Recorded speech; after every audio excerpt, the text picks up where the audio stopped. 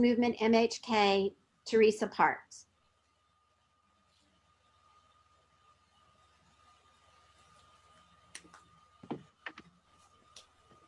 Good evening. Can you hear me? Wonderful. Good evening, candidates. My name is Teresa Parks. I'm a longtime Manhattan resident since the age of 10.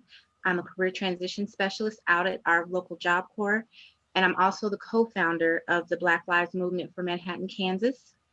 As some of you may know, back in June, we held a peaceful protest to express our displeasure after George Floyd's murder at the hands of law enforcement, and that brought thousands of our local residents together in a very peaceful but very vocal and obvious show of support. Since then, we've been meeting regularly to discuss ways to not only address individual and personal issues with local law enforcement, but to break down some of the systemic barriers that keep the residents of color here from feeling safe in their own community.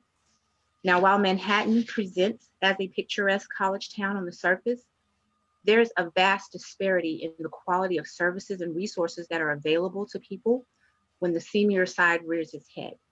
Just to give you some personal examples that I have and my family have experienced here, I've been called racial slurs while out shopping at the dollar store.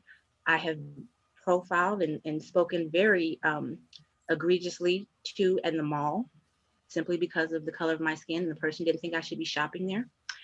I had someone try to run me off the road and yelled racial slurs at me on my way to work. And when I went to try to report the incident to RCPD, not only did they not have a hate crimes unit, the officer who took my statement would not write a report for me. One of my sons has been followed home from his school bus. And then when he tried to go into our home, an officer actually approached him and asked him what he was doing and why he was trying to go there. And my son was trying to tell him that he lived in our home. And he actually had to show this man his picture on our mantle before this officer would believe that he lived. We just lived over in the Northview area. We weren't even in a high end area of Manhattan. My oldest son has even had some officers approach him and ask him questions just when he's hanging out with his friends. He's very dark skinned, and those officers let him know that he did not seem like he would be in those areas.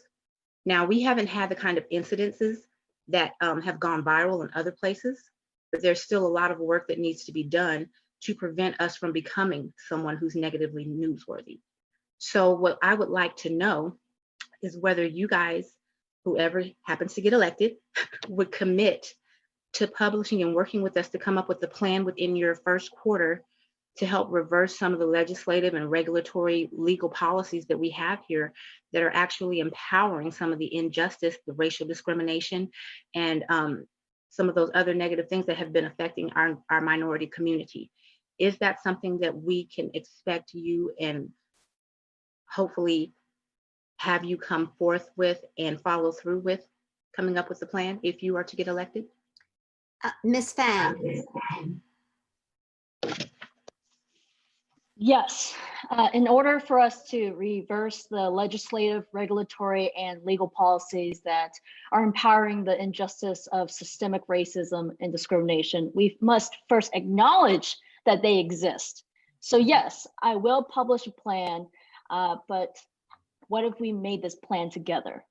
Harmful and inequitable policies are created when the people who are most impacted by government decisions are not represented at the table.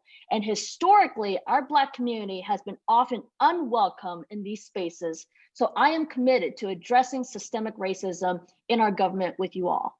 I believe there are a lot of things that we can do together. For example, one, expanding the Riley County Community Advisory Board to uplift the communities of color and bring accountability to every branch, creating a joint city-county advisory council that has the sole purpose of identifying local policies and developing solutions to reverse these discriminatory policies, and three, establishing a citizen review board to hold our judicial system accountable for racist decisions.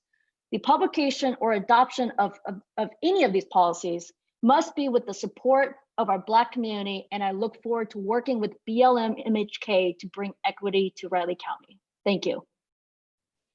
Mr. McKinley. sorry. I'm not aware, I mean, I know there are problems. I'm not aware of what specific legislative, regulatory and legal policies there are in place that need to be changed. I don't want to see them continue. I need some education from you to tell me, explain what specific policies are. I'm sure there's some things there. I'm not aware of them, but I do want to find out. I want to be educated on that. So I'll need you to help teach me what the problems are. And when I find out what they are, I'll work to resolve those issues to get them clear so that everyone is treated equally in the community. Ms. Focke.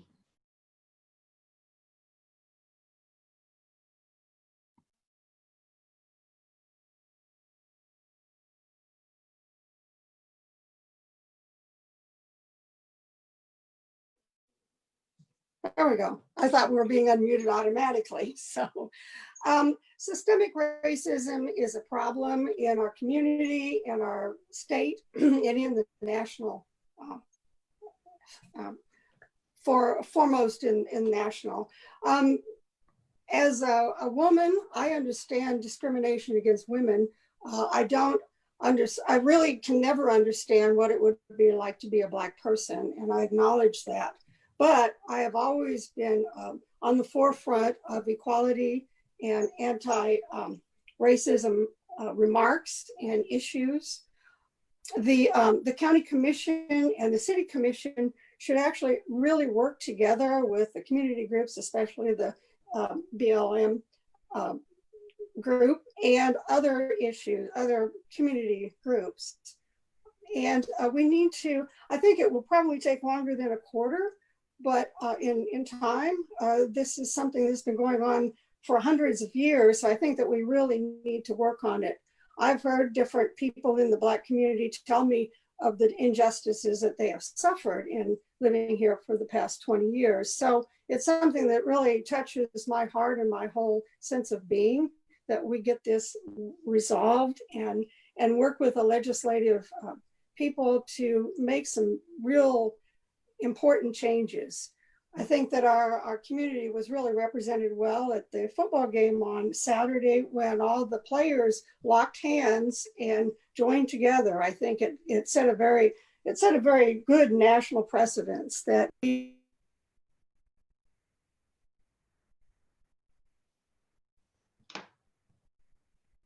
Mr. Matta. Okay, I think my plan would be accessibility. When I was on the city commission, I never refused to meet with any individual or any group and was willing to sit down with them and work out issues and take it from there. In addition, I have experience managing very large and diverse staffs. So I've had to take on these issues and deal with them and correct the situation. However, I do want to say one thing is that I don't accept the premise that Riley County is systemically racist. I believe we have a great community that is very open and accepting of others who may be different than we are or have different views. Having said that, do we have bad apples? Yes, obviously, every community does. Could we have policies that are bad? Sure. I don't think they're systemically bad. I think within the system, we may have some bad things. And I'm willing to work with you and working to work with any of the groups. I want to get some town halls going, and I will, if I can get the other commissioners to go along, or if I have to do one separately, I'll say I'll do one in the first quarter to get these issues and other issues surfaced so that we can work on them. Because we really need specifics when we talk about this, so we can go out and address those specific things. Because the problems we hear about a lot are generalities. You brought some specifics to the table, but we need to go after those. When we talk about policy, we need to have those policy specifics so we can do something about them.